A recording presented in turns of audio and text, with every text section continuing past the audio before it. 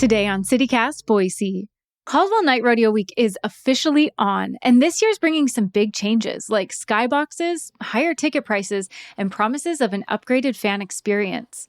We've got the scoop on what's different, plus tips and can't-miss traditions to make the most of the rodeo this year. It's Tuesday, August 12th. I'm Lindsay Van Allen, and this is what Boise's talking about. Caldwell Night Rodeo President Ed Lodge is joining us to talk all things rodeo. And this year, the rodeo is celebrating its 101st year. And it seems like it's just getting bigger and more popular. So thank you so much for being here today, Ed. Really appreciate this opportunity. So thank you so much for your time. How's the Caldwell Night Rodeo team feeling? What are you guys most looking forward to this year? It's such an honor to be a part of this organization and this rodeo. It's an event I went to as a kid, and it's to think about that I'm actually get the opportunity to serve as president of the Caldwell Night Rodeo is really, really impactful to me. So we work year round to make this event possible for the most important element of the rodeo, which are the fans. And the Caldwell Night Rodeo launched a $7 million upgrade campaign. What exactly does all of that entail? So when we think about the future of rodeo and all the resources that goes in, there's no magic to it. It's just hard work and resources.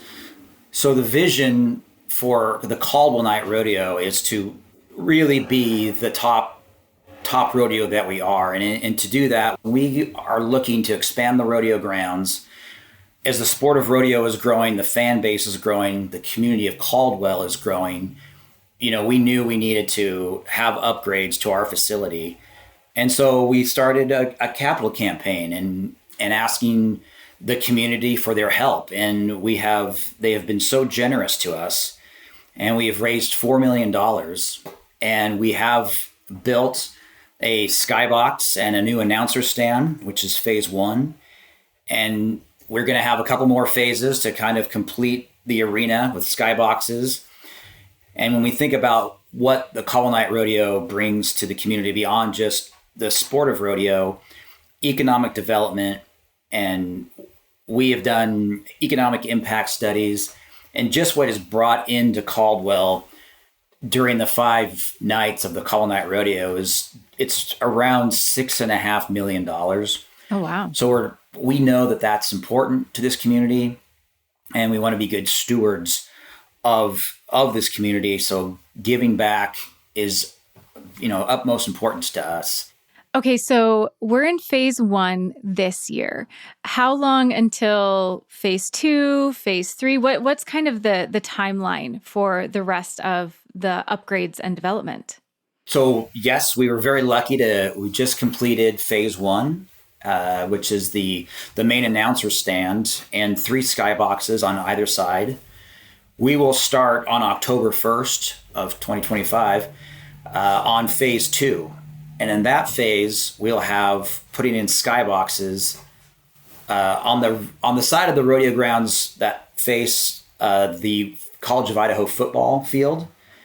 And we have a partnership with the College of Idaho because those skyboxes will be double-sided, so we can use them for the Caldwell Night Rodeo and other events in our arena. But then we can use the other side for the College of Idaho football. And the College of Idaho has been obviously a very important partner for us here in the community. And after that, we will finish that phase. We'll go through another rodeo season, and at the conclusion of that rodeo season, we'll start skyboxes on the other side of the arena. And so after Rodeo 2026, we'll start that 3rd phase. All right. So just skyboxes on skyboxes on skyboxes for all the rodeos and all of the events. Correct. We'll have, I believe, 26 skyboxes in total when we're done. And with these skyboxes, I was talking to several people and they were actually in favor of them, saying, when we have these skyboxes, because of these sponsorships and partnerships, it can make more room for people in the stands. Is that, I haven't logistically looked at that, but is that accurate? Does this benefit locals and make more room for them? It does. we definitely, that was a big motivation, is how do we free up more seating once both phases of the Skybox project are done. We're hoping it'll free up hundreds of seats a night that we can use. And we also have to think outside the box, like we have the Indian Creek Plaza, and can we have viewing parties over there? There's a lot of folks that buy a ticket to the Caldwell Night Rodeo and never sit in the stands. They're having class reunions, family reunions at Coors Corner or somewhere else on the property. So, we really are looking at how can we enhance the fan experience, whether with viewing parties on the plaza, the Skybox experience, et cetera. So it's we think about that all the time and are planning ahead as we see this growth and demand for tickets.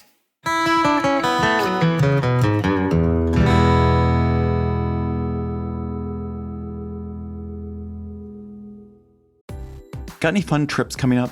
One thing you probably haven't put on your packing list is learning the language. But with Babbel, you can start talking in just a few weeks. I'm David Plotz, the CEO of CityCast, and I've been learning Spanish with Babbel. And I also just persuaded my friend who's going to France this fall to learn French with Babbel, but that is another story. Babbel's extremely fun and intuitive. It's like having a private tutor in your pocket.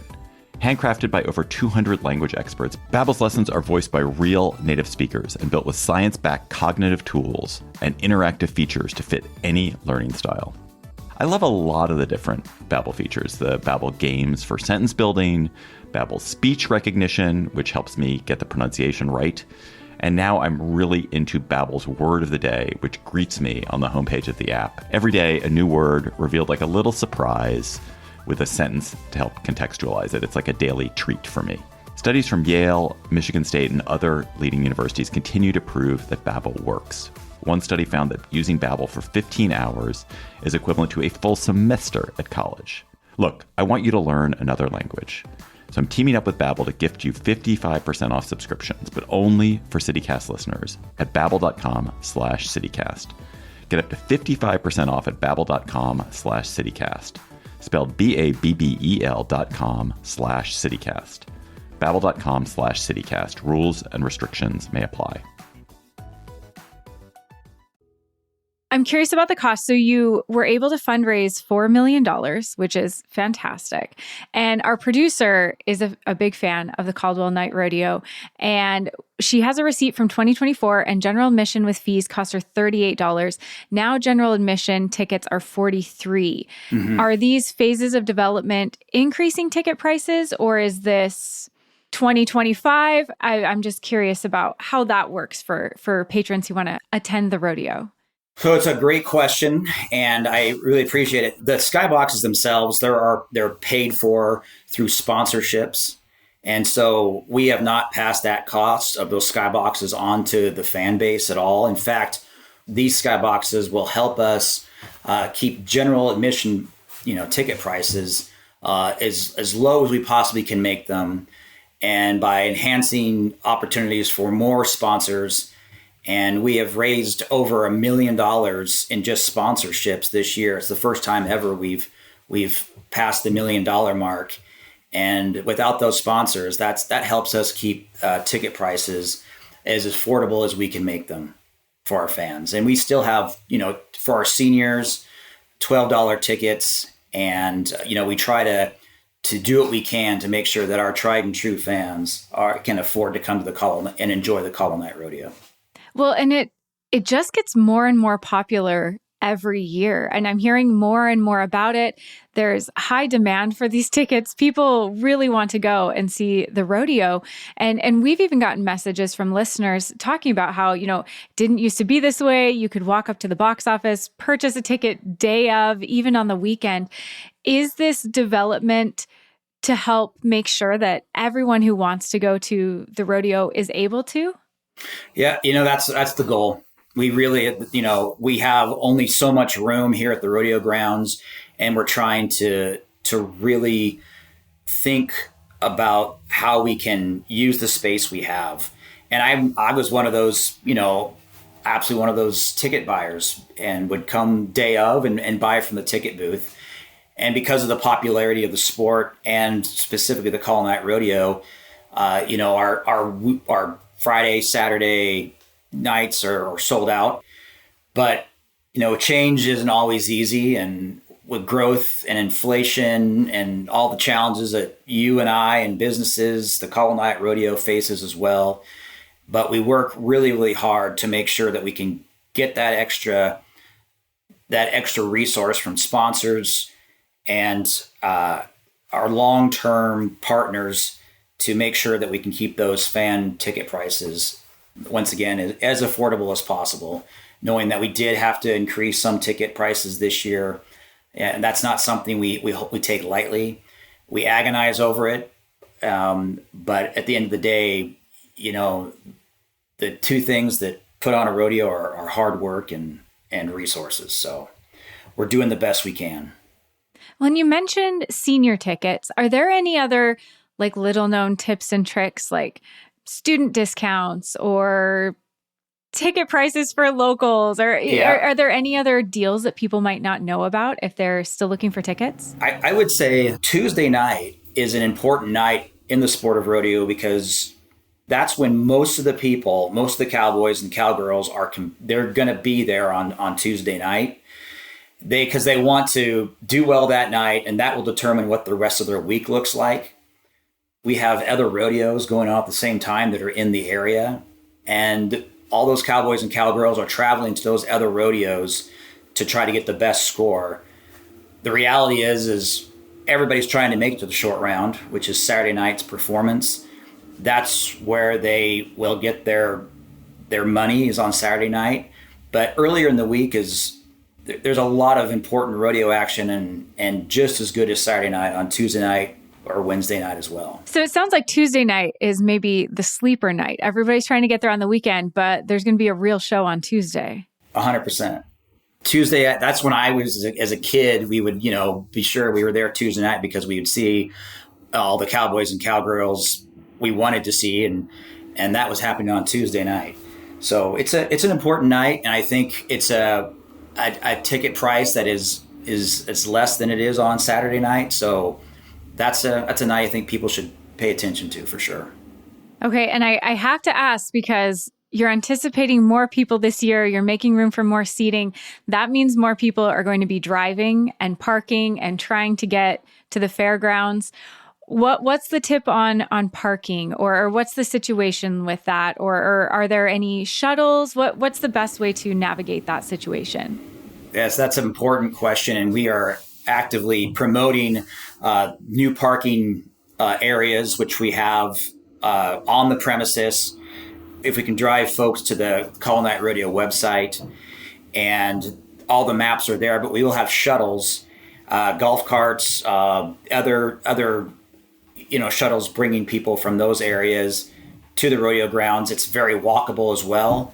But certainly we have been working for months and months and months with the city of Caldwell, with other partners on shuttles, parking spots. We want to make sure that's an important part of the fan experience. And while we don't have the lot next to us like we used to, we do have some spots on that lot. We have made actually more parking available just a short distance from the rodeo grounds. Excellent. Yeah, we'll link that in the show notes so people can have access to a map and see what's going on.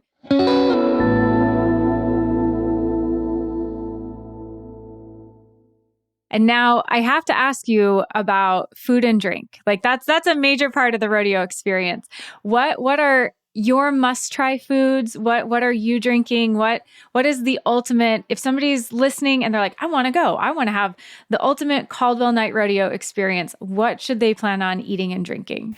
Well, I'll tell you, our concessions, they are run by our local service clubs. So the Kiwanis, the Optimists, some will sell finger steaks, some will sell hamburgers.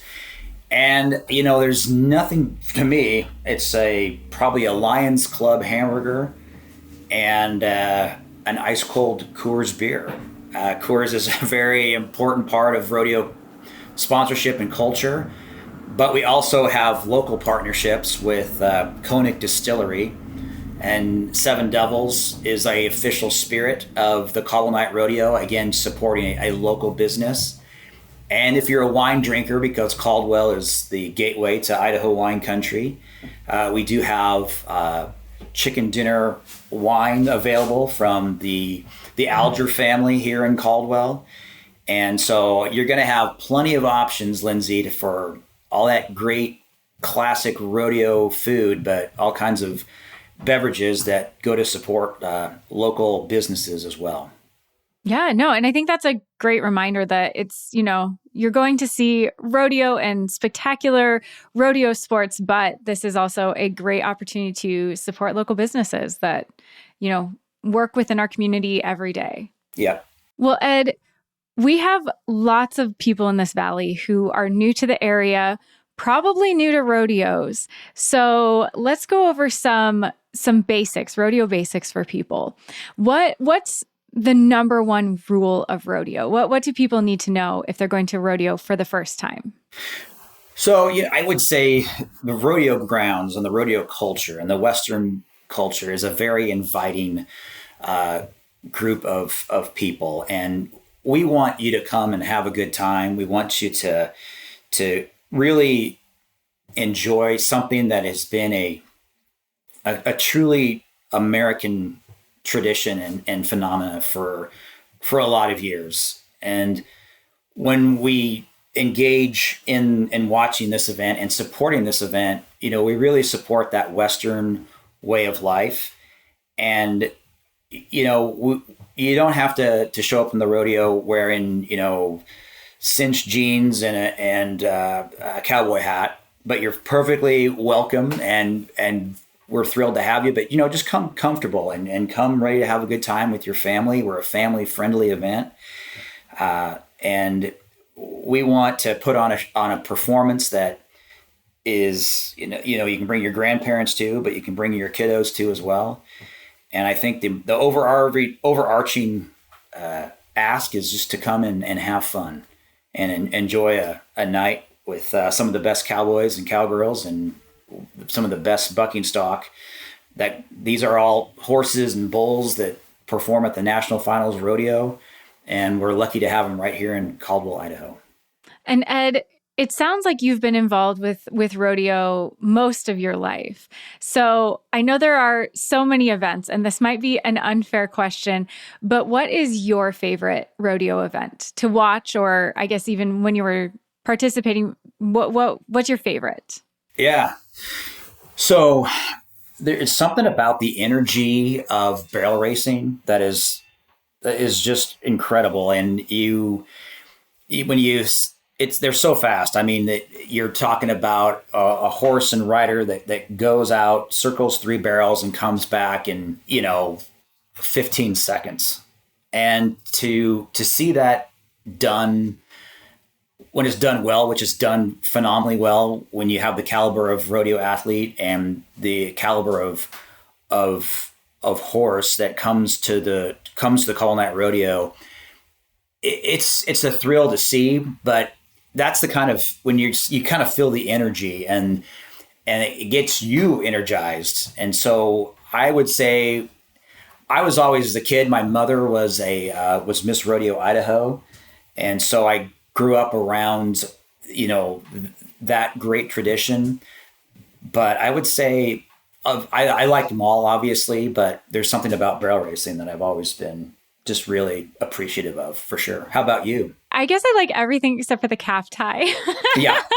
That one's always, I have to say, I think they're all really fun. I have to agree with you, the barrel racing, you kind of hold your breath the whole time. Mm-hmm. Like it's like greased lightning moving through the rodeo grounds. It's very fun to watch. But I think everything but the calf tie, just because I always feel so bad for the little calf. Yeah.